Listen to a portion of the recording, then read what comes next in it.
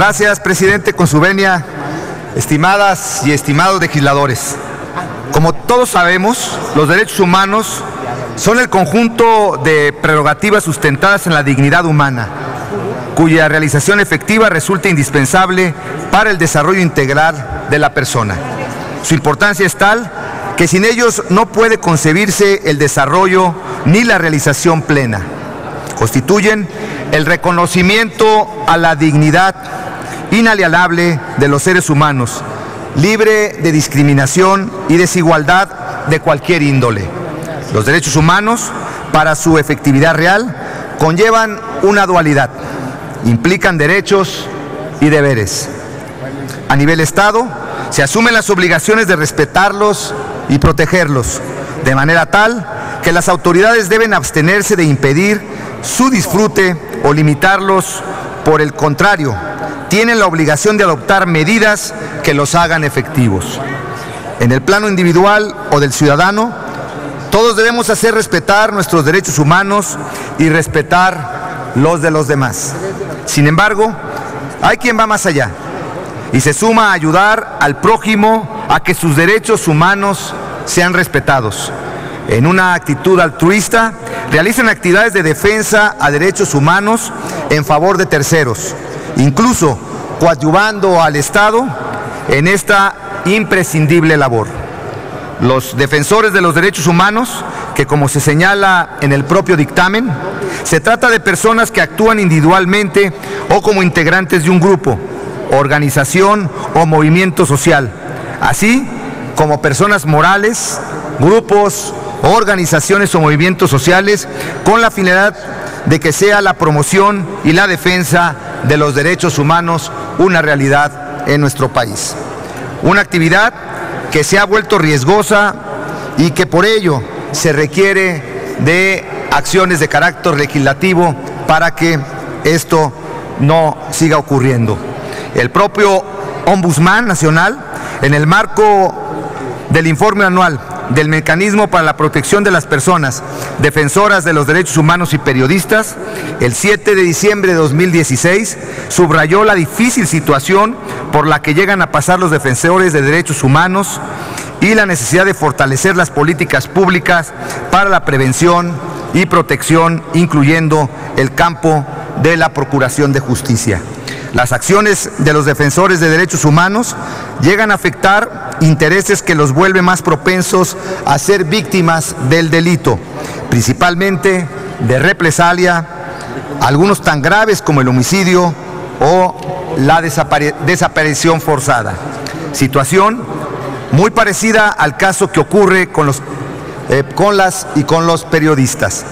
Por ello, oportuna la propuesta contenida en el presente dictamen para aumentar en 1/3 la pena cuando se cometa un delito doloso en contra de un defensor o defensora de los derechos humanos, particularmente en el ejercicio de función y de actividades de defensa.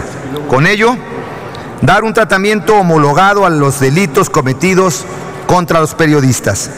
Esto es congruente además con el criterio que dio lugar a la Ley de la Protección de Personas Defensoras de los Derechos Humanos y Periodistas, cuyo mecanismo de protección está dirigido precisamente a la defensa de personas de ambas actividades. Estimados legisladores, no solamente es fortalecer las medidas de prevención, protección y, como en este caso, de sanción en contra de las conductas delictivas cometidas contra los defensores.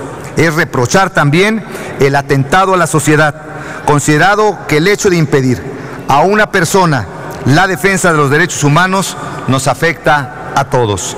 El trabajo en materia de derechos humanos será siempre un trabajo inacabado, pues los derechos humanos son considerados como el resultado de un proceso siempre inconcluso, sujeto a constante transformación y actualización. Visto así, siempre habremos de estar trabajando en pro de los derechos humanos.